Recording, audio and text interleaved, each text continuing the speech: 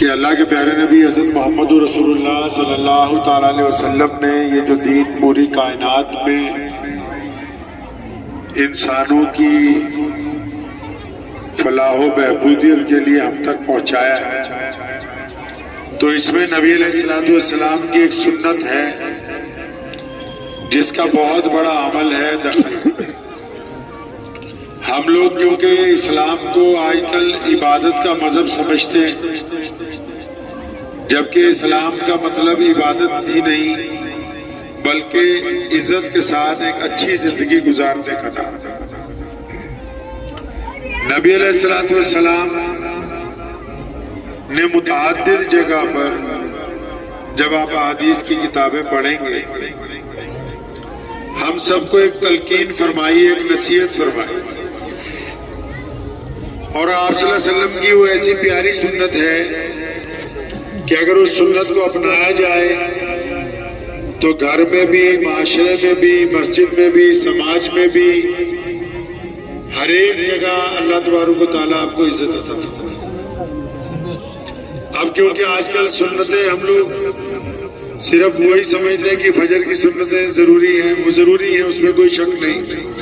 مسواک سنت ہے، اچھی بات ہے، داڑھی رکھنا سنت ہے، اچھی بات ہے، لیکن جو سب سے قیمتی سنت ہے نبی علیہ السلام کی، اس کے متعلق پہلے ایک چھوٹا سا واقعہ آپ کو سناتا ہوں۔ ایک چھوٹے صحابی ہیں، ان کا نام ہے حضرت انس رضی اللہ تعالیٰ۔ فرماتے ہیں کہ میں اللہ کے پیارے نبی صلی اللہ علیہ وسلم کی خدمت میں رہتا تھا، عمر میں سب سے چھوٹے تھے، تو فرماتے ہیں کہ میں نے یہ دیکھا اپنی زندگی میں کہ پیارے نبی حضرت محمد صلی اللہ علیہ وسلم محبت بہت کرتے ہیں، سب سے پیار بہت کرتے ہیں۔ تو فرماتے ہیں میرے دل میں خیال آیا کہ انس، اگر تو کبھی کچھ ایسا کرے جس کی وجہ سے تیرے ایک آدھی چپت لگ جائے تو تاریخ میں یہ لکھا جائے گا کہ رسول اللہ نے صرف انس ہی ہے جس نے مار کھائی ہے اللہ کے نبی کے ہاتھ سے۔ اب وہ اس ارادے کے ساتھ، ارادہ یہ بھی نیک تھا، کوئی برا نہیں تھا، تو اس ارادے کے ساتھ رہنے لگے کہ کبھی کوئی موقع آئے اور میں کوئی ایک آدھی ایسی چھوٹی موٹی بھول کر دوں جس کی وجہ سے نبی علیہ السلام مجھے ایک آدھی چپت لگا دے گی، یہ کیا کیا؟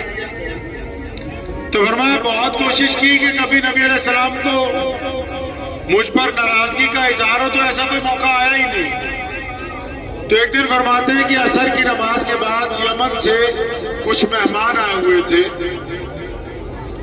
تو حضرت محمد صلی اللہ علیہ وسلم کے دو فرسٹ پی اے تھے جن کو پرسنل اسسٹنٹ کہتے ہیں، خاص سیکرٹری، حضرت بلال رضی اللہ تعالیٰ عنہ اور حضرت ابو ہریرہ رضی اللہ عنہ، وہ دونوں کہیں کام سے گئے ہوئے تھے، تب یہ موجود تھے مسجد نبوی میں حضرت انس۔ ہمارے جو پیارے نبی صلی اللہ علیہ وسلم تھے نا بھائی، پوری دنیا میں اس وقت بھی پوری دنیا سے الگ الگ دیشوں سے لوگوں کے وفد بن کے اللہ کے نبی صلی اللہ علیہ وسلم سے ملنے جایا کرتے تھے۔ مدینہ منورہ میں الگ الگ دیشوں سے لوگ رسول اللہ کو ملنے آتے تھے، پوچھنے آتے تھے کہ آپ کا دین کیا ہے۔ تو یمن سے کچھ لوگ آئے تو کوئی مسجد میں تھا نہیں، حضور صلی اللہ علیہ وسلم تشریف رکھتے تھے، حضرت انس تھے کیونکہ بچے تھے، 14-15 سال کی عمر تھی، تو فرمایا جاؤ بیٹا ذرا بھاگ کے بازار سے ناشتہ لے آؤ مہمانوں کے لیے۔ اب جب یہ ناشتہ لینے بازار گئے تو راستے میں خیال آیا کہ انس آج اگر تو ناشتہ نہ لے کے جائے، لیٹ ہو جائے، کیونکہ مہمان آئے ہوئے ہیں، اگر تو لیٹ ہو جائے گا تو ہو سکتا ہے کہ اس بات پر تیرے ایک آدھی لگ جائے آج، اور تیری خواہش بھی پوری ہو جائے گی، اور تو کہہ بھی سکے گا سب کو کہ بھائی میں ہی ہوں صرف کہ جس نے مار کھا رکھی ہے۔ فرماتے بس میں وہی تھیلا ایک جگہ رکھا، وہی بیٹھ گیا بازار میں، کوئی سامان نہیں خریدا، کوئی ناشتہ نہیں خریدا۔ تو جب کافی وقت گزر گیا، اب یہ سوچ رہے ہیں کہ آپ صلی اللہ علیہ وسلم دیکھ رہے ہوں گے بھی کہاں چلا گیا، مہمان آئے ہوئے۔ آپ لوگ تو ماشاءاللہ مدرسے میں پڑھے ہو نہیں، آج کل بھی گھر پہ بچہ بازار چلا جائے، کچھ زیادہ دیر ہو جائے تو اچھی طرح اس کی بھی آتے ہی خبر لی جاتی ہے۔ تو کافی دیر ہو گئی، تو فرماتے میں اس راستے کو دیکھ رہا تھا جو مسجد نبوی کی طرف سے آتا تھا، بھی کوئی آئے گا مجھے پکڑنے کے لیے کہ تجھے بلا رہے ہیں۔ جب کاسا وقت گزر گیا تو کیا دیکھتے ہیں کہ خود اللہ کے پیارے نبی محمد رسول اللہ صلی اللہ علیہ وسلم بازار میں تشریف لے آئے، چہرے پہ پریشانی کے آثار ہیں اور دیکھ رہے ہیں چاروں طرف۔ جب ان پہ نگاہ پڑی تو یہ بھی دوڑ کے ذرا آگے بڑھے، تو نبی علیہ السلام نے پوری طاقت کے ساتھ سیدنا انس رضی اللہ تعالیٰ عنہ کو اپنی کولی میں بھر لیا، چھاتی سے لگایا، سر پہ ہاتھ پھیرا، اور نبی علیہ السلام کی آنکھوں میں آنسو ہے۔ فرمایا میں سمجھا میرا بچہ کہیں گر گیا، اس کے کہیں چوٹ لگ گئی یا اس کو کسی نے مار دیا۔ اور انس فرماتے میں تو رسول اللہ کی طرح میں بھی بہت رویا، اور میرے دل نے کہا انس یہ اللہ کے وہ کریم نبی ہیں جو برائی میں سے اچھائی کو نکال کے باہر لے۔ یہ وہ رسول اللہ کی سنت ہے جس کے بارے میں رسول اللہ نے فرمایا کہ جب سوچیں اچھا سوچیں، جب کسی کے بارے میں رائے قائم کریں تو اچھی رائے قائم کریں، جب کسی کو مشورہ دیں تو اچھا دیں، جب کسی کو دیکھیں تو اس کے متعلق اچھا سوچیں۔ ہم یہیں آگے مار کھا گئے ہیں سب سے زیادہ، ہم نے مثبت رائے کو قائم کرنا چھوڑ دیا، اچھی رائے کو قائم کرنا چھوڑ دیا۔ ہم بری رائے کو قائم کرتے ہیں، بری بات کو پھیلاتے ہیں، خوفزدہ بات کو لوگوں کے اندر تقسیم کرتے ہیں، خود بھی پریشان ہوتے ہیں، دوسروں کو بھی پریشان کرتے ہیں۔ محمد رسول اللہ کی کیا سنت ہے؟ فرمایا حکم ہوا ہے اللہ کے نبی کا کہ جب میرا امتی سوچے تو پازیٹیو سوچے، اچھا سوچے۔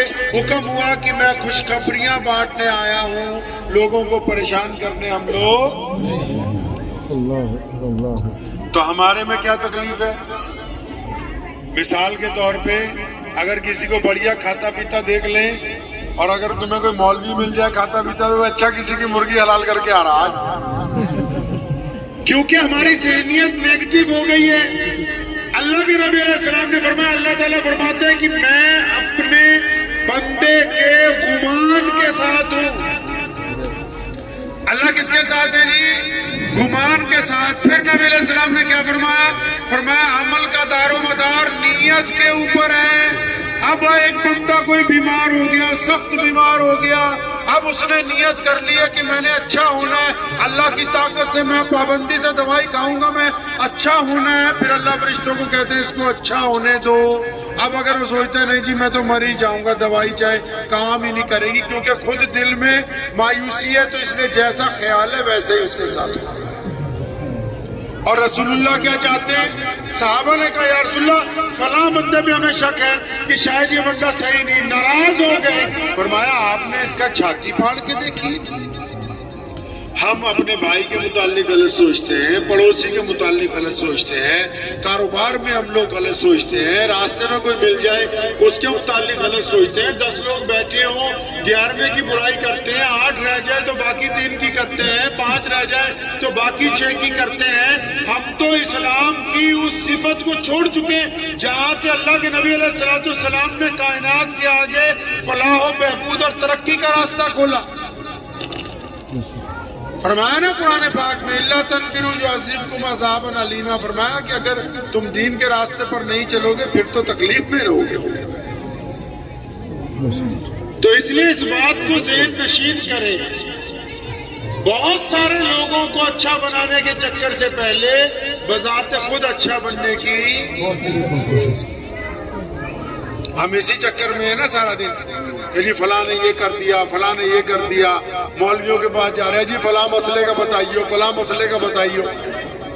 جن مسائل سے کچھ لینا دینا بھی نہیں ہے ان پر بحث ہو رہی ہے۔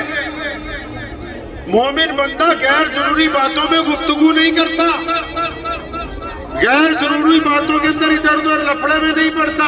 ہم جن باتوں سے کچھ لینا دینا بھی نہیں ہے نا ان میں بھی بحث کر رہے ہیں، باقاعدہ فون کر کے پوچھ رہے ہیں جی فلاں مسئلہ فلاں مسئلہ۔ اب گھر میں نماز پڑھتے ہوئے اپنے باپ کا کہنا نہیں مان رہا، ہمیں پوچھ رہا کہ بھئی نفل پڑھنے کے ثواب کتنا ملے گا۔ اپنی ماں کے پیر نہیں دبا رہا، دوسرے کی فکر پڑی ہوئی ہے کہ جی اس کی داڑھی پڑی ہے کہ چھوٹی ہے، اس کی نماز ہوتی ہوگی کہ نہیں ہوتی ہوگی۔ اپنی بیوی کے ساتھ صلح نہیں ہے، دوسرے کی فکر پڑی ہوئی ہے جی حلال کما رہا ہے کہ حرام کما رہا ہے۔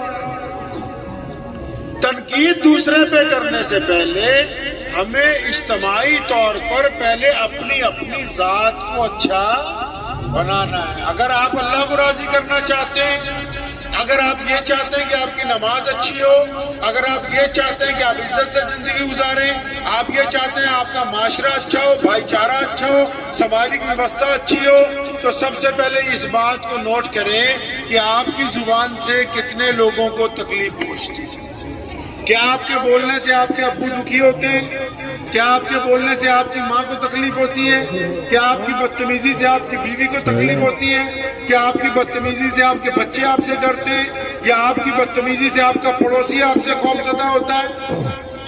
تو اس کا مطلب کسی اور کو سدھارنے سے پہلے ہمیں اپنے آپ کو سدھارنے کی بڑی سخت ضرورت ہے، کیونکہ اللہ تعالیٰ نے فرشتوں کو جو مقرر کیا بندے کے قبر میں بھی، تو اس نے یہ تھوڑی پوچھنا ہے کہ مدرسے میں جا کے کیا پوچھا تھا، مسجد میں جا کے کیا کیا تھا۔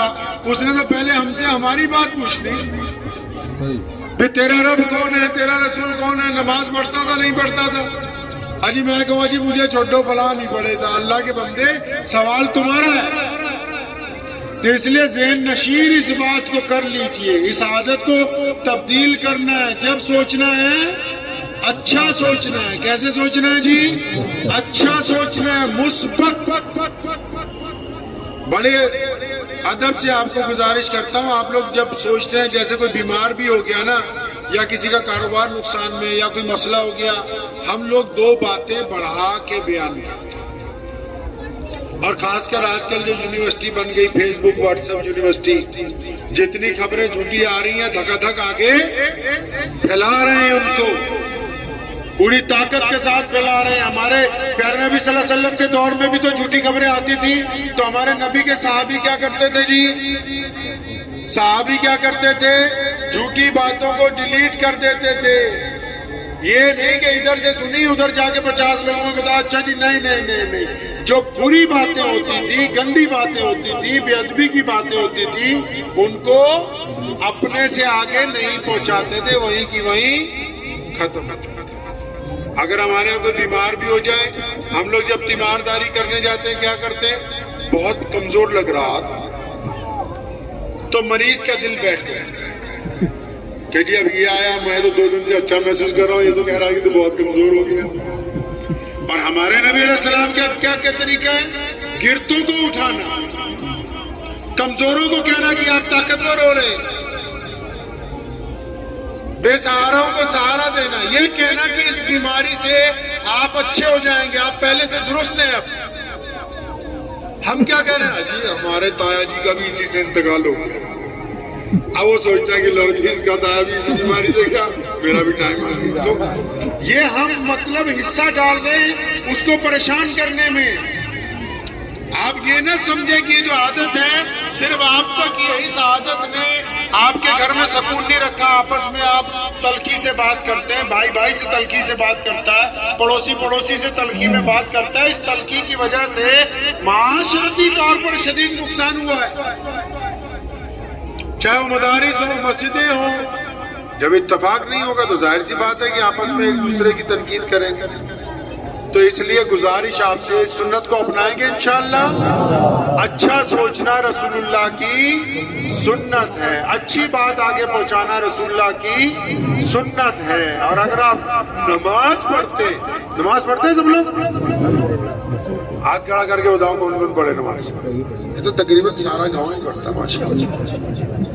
اچھا دوبارہ جو میں سوال پوچھوں گے بتانا، آپ میں سے جو نماز پڑھتے ہیں انہوں نے کبھی اپنے ابو کے پیر دبائے ہیں؟ اب تم میں سے ایسے کتنے جنہوں نے روز دباتے ہیں؟ اپنی ماں کے پیر دباتے ہو؟ کبھی اپنی بیوی کے ساتھ محبت کے ساتھ بات کرتے ہیں بنا لڑائی کے؟